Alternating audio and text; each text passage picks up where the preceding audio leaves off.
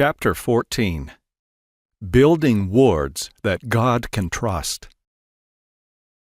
In my studies of how we can better build the kingdom of God, I have come to know 3 wards in which 20 to 30 new converts were routinely baptized, and most of their new members remained faithful. As best I can tell, there were not more prepared people living within the boundaries of these 3 wards than were living within the areas of neighboring wards. One ward is in a middle-class suburb of Dublin, Ireland.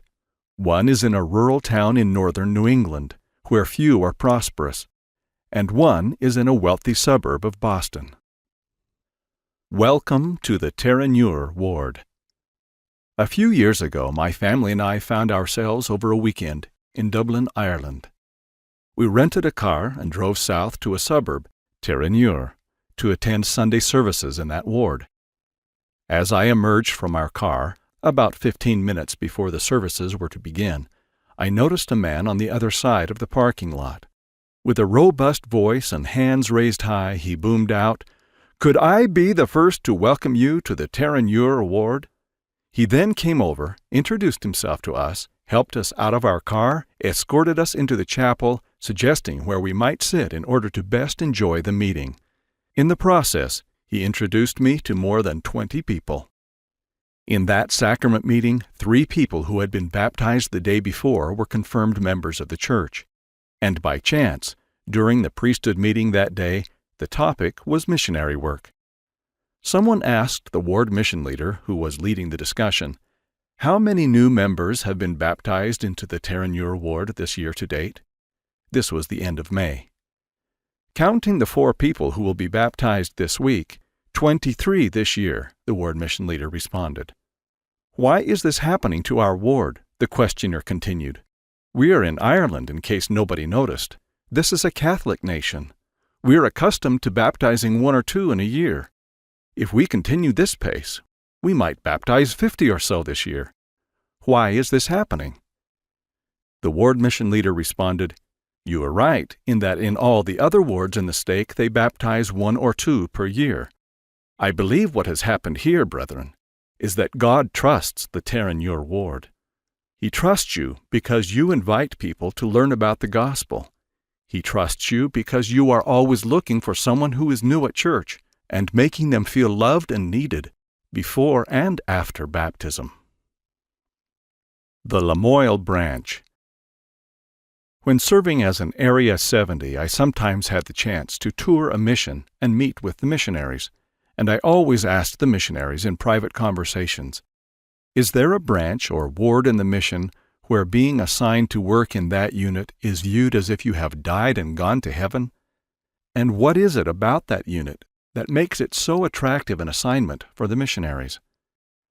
When I was meeting with missionaries in the New Hampshire-Manchester mission, every missionary I talked to wanted to be assigned to the Lamoille branch, which is right in the northernmost portion of Vermont, bordering Quebec, Canada. In each of the prior 3 years, more than 30 people had been baptized into the branch. "What is it about the Lamoille branch that makes it so attractive to you?" I queried one of the elders. He responded, "I don't know what it is, but if you can just get your investigators into the chapel up there, the members just wrap them into their arms and make them feel so welcome. It's funny, even door-to-door finding works better in Lamoille than any other place in the mission." Tracting.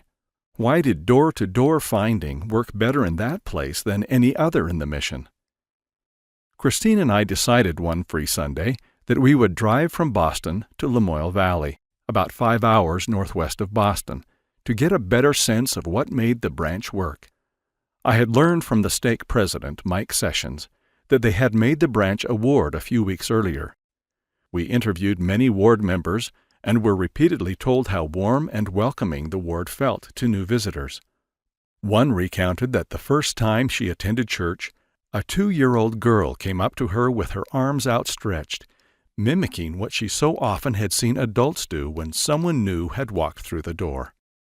God seemed to trust the Lamoille Ward to love and care for His children. The Weston Ward.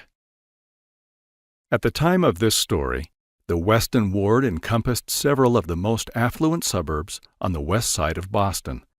Between 1967 and 1977, nearly 300 people were baptized into the Weston Ward, about 30 converts each year.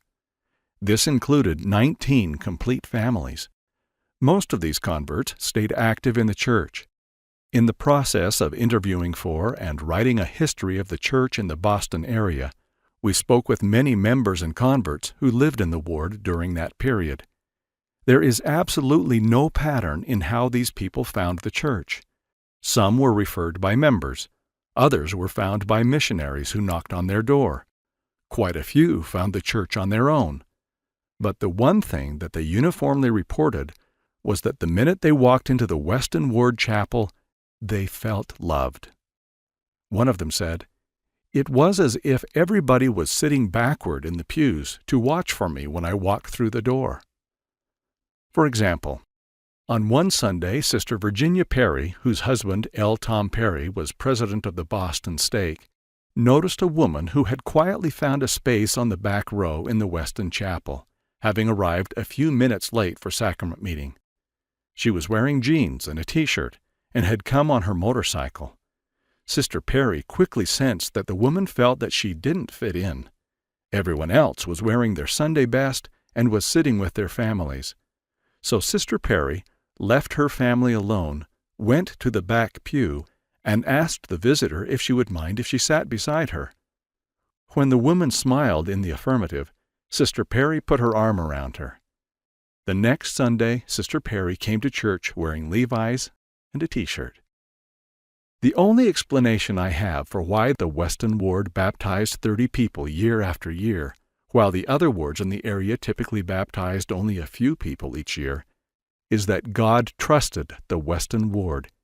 He knew that when His children prayed to Him for help and guidance, if He could just guide them to the Weston Ward or one of its members, He could trust the members to take it from there. In all three cases I have described, the missionary work in the adjacent wards was tepid, but in these three wards it was brisk. I suspect that within the boundaries of all the branches and wards in the stakes where the Ternure, Lamoille, and Weston wards were located, there were people who were praying to God in their own ways, asking for help about one thing or another. If God cannot trust the members of the church to invite these people to learn His gospel, why would He put them in our path? And if God can't trust us to make His children feel loved and needed after they join the church, why would God guide these people there in the first place? I don't believe that more people were praying to God for guidance in these three wards areas than in areas of other wards in their vicinity. The difference is that God trusted the members in these three wards. He answered the prayers of many of His children by putting them in the paths of the members or by guiding them to meet members at church. Meriting the trust of God isn't new. Recall what He said about Abraham, as recorded in Genesis chapter 18, verses 17 through 19. And the Lord said, "Shall I hide from Abraham that thing which I do, seeing that Abraham shall surely become a great and mighty nation, and all the nations of the earth shall be blessed in him? For I know him, that he will command his children and his household after him, and they shall keep the way of the Lord, to do justice and judgment, that the Lord may bring upon Abraham that which He hath spoken of him." I believe the same principle is at work at the level of the individual. In almost every ward, 4 to 6 people find 80% of the referrals that their wards submit for the missionaries to teach, year in and year out. Is it the case that these few good member missionaries have just been blessed to live around and work with all of the golden potential investigators? And is it plausible that the people who simply aren't engaged in missionary work have been cursed to live and work among those who have no interest in learning of the gospel? I suspect that God might say about many active members of the church today, "I know them, and I'm actually not sure whether they will do what I have commanded them to do in sharing my gospel with others of my children. God has promised that He will answer the prayers of His children. If He can't trust us, then He must use other means to answer the prayers of others.